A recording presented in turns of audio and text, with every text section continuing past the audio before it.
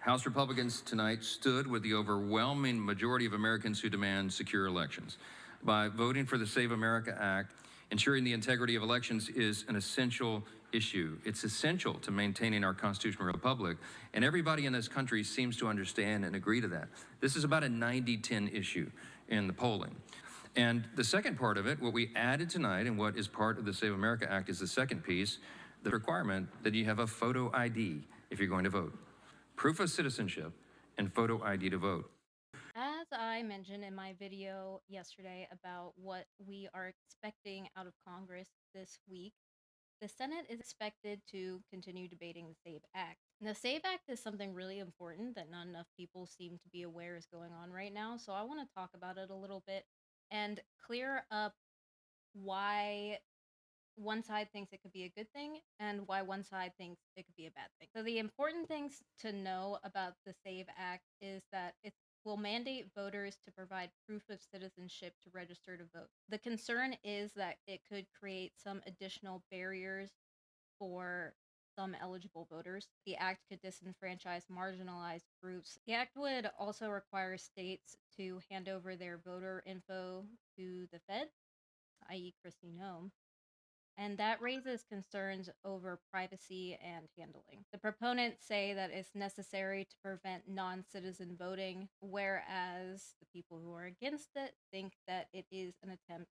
to rig voting and restrict access. The chances of it passing are completely uncertain right now. There's no way to predict it because there's still a pretty heated debate over it. Wow, that is much more flattering. That's the magic of 3-point lighting. Research overwhelmingly shows that non-citizen voter fraud is nearly non-existent. When I say voter fraud, I am in this instance talking about non-citizen voter fraud, to be clear. I tried to find a study that indicated that voter fraud was a rampant issue, and I could not find one. A report from the Brennan Center for Justice indicates that voter fraud, including non-citizen voting, is infinitesimally rare. That's a quote. The analysis found that the incidence of voter fraud is between 0.000 and 0.0025%. In investigations post-2020 election, there was an exhaustive investigation by the Associated Press that found fewer than 475 potential instances of voter fraud in 6 disputed states after the 2020 election, and that number is insufficient to alter the election outcome. Most of these cases just involved misunderstandings about voting eligibility rather than intentional fraud. Some reported cases of alleged fraud involving individuals mistakenly voting due to confusion about their eligibility or ballots submitted for deceased individuals. I had a question about this that I didn't catch before. I needed to just stop and look it up. I will get into how people could be confused about their eligibility in just a second, but for the ballots submitted for deceased individuals, I was like, how the heck how can you do that on accident? So I went to look it up, and this is what I found. In some cases, ballots might be submitted for deceased individuals because of clerical errors or a failure to maintain accurate voter rolls. So if a voter dies and their status isn't updated in the election database, it could lead to ballots being sent to their last known address. In jurisdictions that allow mail-in voting, ballots are often sent automatically to registered voters. So if it's mailed to them, family members or others might then submit the ballot either intentionally or accidentally. There have been instances where individuals have submitted ballots for dead people as part of a fraudulent scheme to influence an election outcome, but this is illegal and it does constitute voter fraud already. Election officials usually have procedures in place to verify the eligibility of voters, like checking against death records, but the effectiveness of these processes can vary from state to state. So the reports of ballots being submitted for deceased people usually arises during investigations into voter fraud. The last election is not the first time America has gotten in a tizzy over voter fraud. The Associated Press found instances of ballots being submitted for deceased people during their investigations, but the overall number of these cases was very small and wouldn't have affected election outcomes. In Michigan, it was reported that 16 non citizens cast ballots out of 1.2 million votes in the 2024 election, which represented 0.002% of all votes cast. The government is aware of very few instances of non citizen voting. The Brennan Center for Justice found approximately 30 suspected non citizen votes out of about 23.5 million ballots cast over multiple election cycles, which comes to that 0.0001% number. And that indicates that non citizen voting is again rare. The study on non citizen voting from the Cooperative Congressional Election Studies indicated that while some non citizens do participate in elections, the overall participation rate is very low, with estimates suggesting that about 1% of respondents who identified as non-citizens reported voting. And that's a self-response study, meaning that they asked them a question and they responded themselves. So non-citizen voting is already illegal in most jurisdictions. This bill is just intended to enforce that more. Enforcement currently relies on the disclosure of citizenship status at the time of voter registration, and the lack of reliable data on non citizen voting suggests that while some non citizens may participate, the numbers are low and often unintentional. Overall, the evidence suggests that while there might be isolated incidents of non citizen voting, they do not occur on a scale that would impact election outcomes. Now, I want to be clear though that that doesn't dismiss the fact that it does still happen.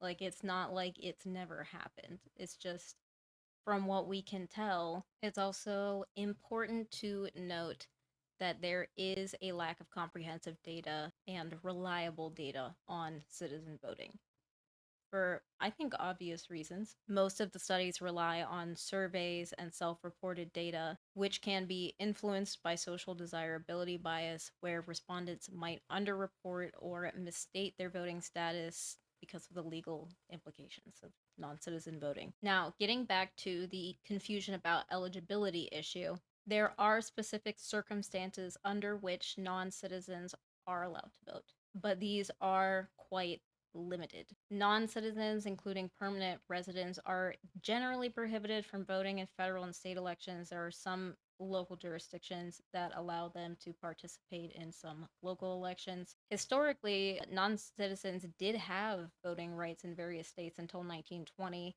but all states eventually revoked the rights, and currently non-citizen voting is illegal in most jurisdictions. An ID requirement typically mandates that voters present a form of identification when they go to vote, and this ID can be a driver's license, state issued ID, passport, or any other form of verification that verifies a voter's identity. But the primary purpose of requiring IDs is to confirm the identity of the voter at the polling place to prevent impersonation and make sure that that person is who they claim to be. A proof of citizenship requirement mandates that the voters provide documentation that verifies their citizenship status when registering to vote or when voting.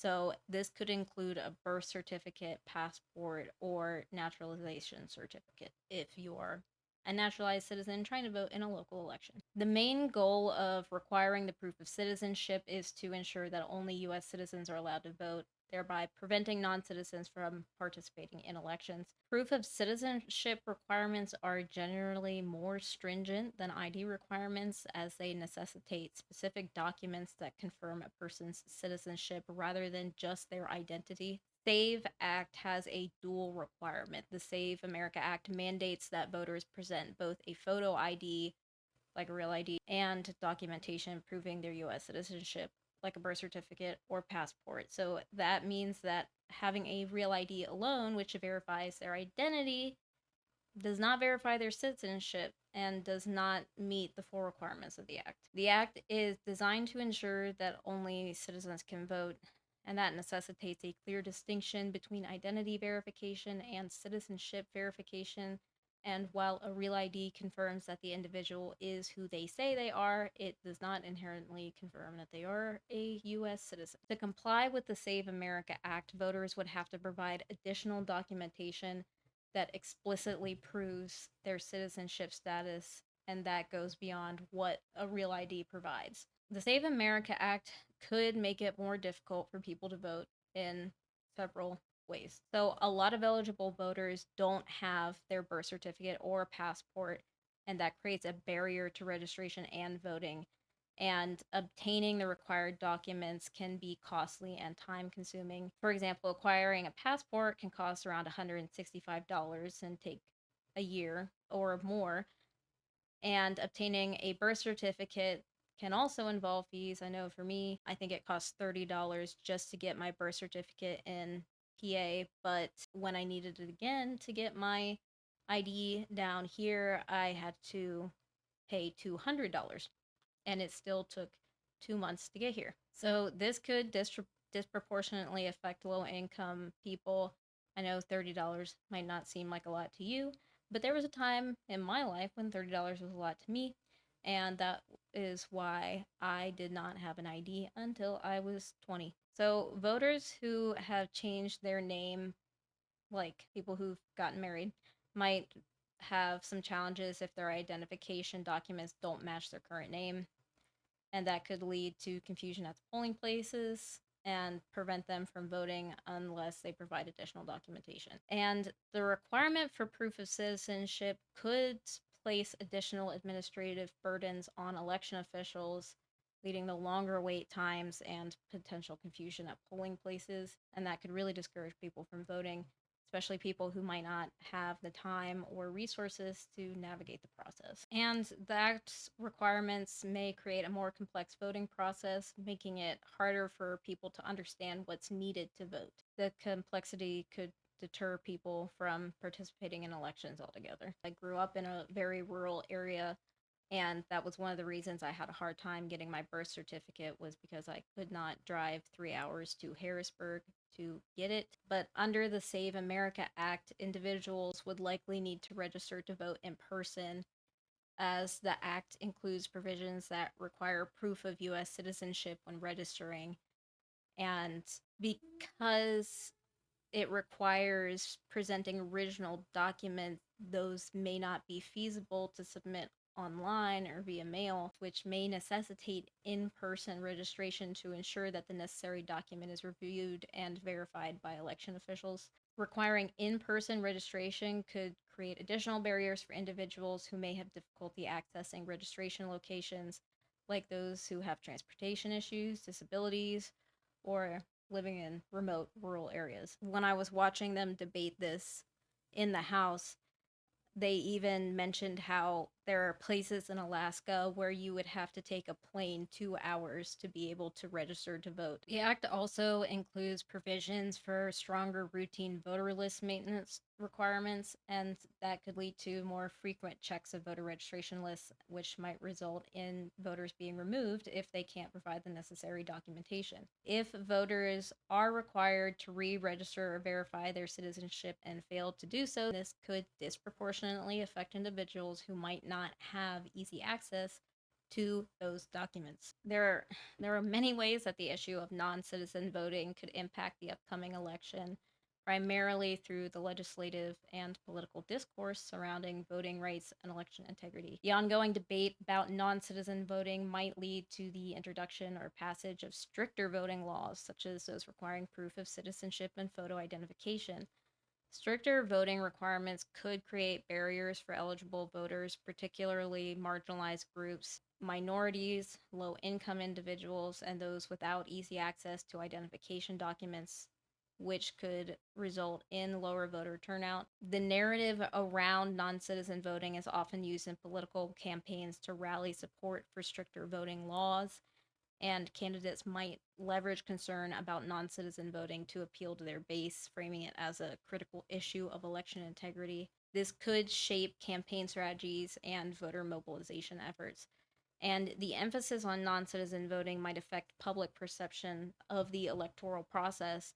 If voters think that non citizen voting is a significant issue, it could lead to increased support for restrictive voting measures, even if evidence suggests that such voting is rare. Any new laws aimed at addressing non citizen voting might have legal challenges, particularly if they're perceived as discriminatory or overly restrictive, and that could lead to prolonged legal battles that impact the election process and voter access. The legality of the Save America Act, which aims to require proof of U.S. citizenship and photo ID for voters, would depend on several factors, including its compliance with existing federal laws and constitutional provisions. The Constitution grants states the authority to regulate their own election process, including voter registration and identification requirements. The Save America Act would need to align with federal laws such as the National Voter Registration Act and the Voting Rights Act. Any provisions that could be seen as discriminatory or that disproportionately affect certain groups might face legal challenges under these laws. If the Save America Act is enacted, it's likely to face legal challenges from civil rights organizations and other groups arguing that it disenfranchises eligible voters, particularly in marginalized communities. Courts would then assess the law's compliance with constitutional protections, such as the Voting Rights Act and the Equal Protection Clause. There have been various legal challenges to similar laws in various states that require proof of citizenship to vote. Some of these laws have been struck down or blocked by courts on the grounds that they imposed undue burdens on voters. So, while the Save America Act could be legal if it adheres to state and federal laws, its implementation would likely be subject to legal scrutiny and challenges, particularly regarding its impact on voter access and potential discrimination. The final determination of its legality would ultimately rest with the courts. Oh, okay. I just talked for a really long time. This bill is very important. I am unsure of the last time that there was an effort to mandate proof of citizenship. If there ever was, this would have really hampered my ability to this would really have hampered my ability to participate in elections, and it's already been very difficult for me just because I have worked a lot. I used to work. I think I missed one election because I was at a job where I was working 60, 70, 80. I once even worked 90 hours a week. So it's hard enough when I'm working constantly to be able to have the wiggle room to be able to afford something like a birth certificate, but there was always other priorities, you know? So you usually don't think of that sort of thing until it comes up, and this is scheduled to go into effect now, like immediately. So as soon as this bill passes the Senate, it is going to go into effect. So this will impact our upcoming election, and that means that people who are already registered to vote will have to re-register. So it's important to be informed about this. There's really no way of knowing if it's going to pass the Senate or not, or what it's going to look like when it comes out of the Senate, because the Senate is going to revise bills back and forth. So just be aware, if you don't have proof of citizenship, it's probably a good idea to get one. And if you support this bill or if you don't support it, you should call your senator and let them know how you feel about it. Thank you all for sticking around. I hope you have a great day